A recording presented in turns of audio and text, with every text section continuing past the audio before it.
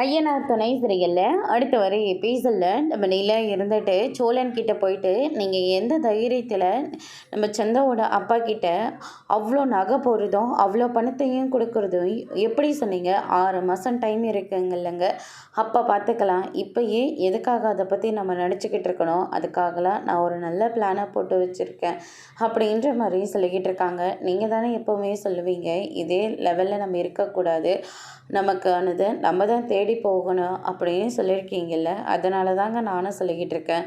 நமக்கானது நம்ம தேடி தாங்க போய் ஆகணும், அதுக்காக கொஞ்சம் முயற்சியை நம்ம போட்டு தானே ஆகணும் அப்படின்ற மாதிரி சொல்லிக்கிட்டு இருக்காங்க. ஆனால் அதுக்கு ஒரே ஒரு பலம் இருக்குங்க.